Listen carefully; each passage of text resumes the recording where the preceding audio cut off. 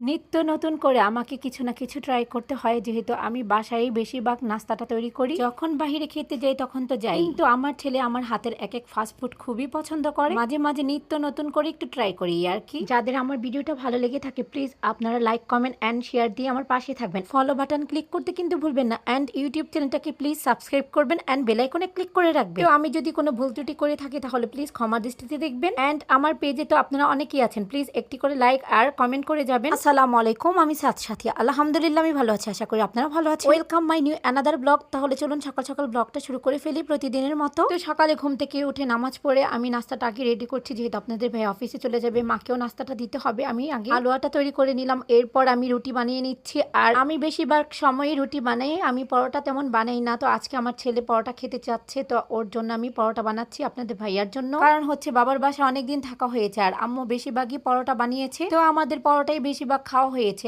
আর এখন আমি পরোটা সেঁকে নিচ্ছি, উল্টিয়ে পাল্টিয়ে ভেজে নিচ্ছি, একটু মচমচা করে ভেজে নিচ্ছি। আমি একটু চিনি দিয়ে আজকে মচমচে পরোটা খাবো। আর এই তো হালুয়া আর রুটি আর পরোটাও রেডি, আমরা আলহামদুলিল্লাহ নাস্তাটা করে নিলাম, ডান। আজকে আমি দুপুরের আইটেমে কি কি রান্না করছি তাও একটু শেয়ার করি। আমার খুবই পছন্দের একটা তরকারি রান্না করছি, পুঁই শাকের বিচি দিয়ে আর চেলা শুটকি দিয়ে আমি রান্না করে নিচ্ছি। আর আমার এই খাবারটা অনেক পছন্দের একটা খাবার, মনে মনে এই পুঁই শাকের বিচিগুলো অনেক খুঁজেছিলাম, কিন্তু কালকে কোনাপাড়া পেয়ে গেছি, তো নিয়ে নিলাম। সাথে শালগম দিয়ে আর রুই মাছ দিয়ে রান্না করছি। আলহামদুলিল্লাহ আমাদের রান্নাও ডান। আর এই তো আমাদের ক্যাটলিনার মাছটাও সিদ্ধ হচ্ছে। তো আলহামদুলিল্লাহ আমার শালগমের তরকারিও ডান আর শুটকি তরকারিটা রান্নাও ডান। আমি হোমমেড মেয়নিজটা বাসায় তৈরি করে ফেললাম, তো আমার মেয়নিজটাও তৈরি হয়ে গেছে। আর আপনাদের আমি একটু দেখিয়ে দিই মেয়নিজটা তৈরি করা কতটা পারফেক্ট হয়েছে। জগটা আমি উক্ত করেছি, একটুও পরে না। মেয়নিজ গুলো এখন আমি একটি বক্সে ঢেলে নিলাম। আর অনেকদিন পরে আমি টোস্টার মেশিনটা বের করে নিলাম, বের করে দেখি কি একটা অবস্থা। আমি টোস্টার মেশিনটা খুব ভালোভাবে ওয়াশ করে নিয়েছি। রুটি, ডিম আর চিজ আমি ফ্রিজ থেকে বের করে নিয়েছি। এখন আমি একটি ডিম ভেজে নিচ্ছি।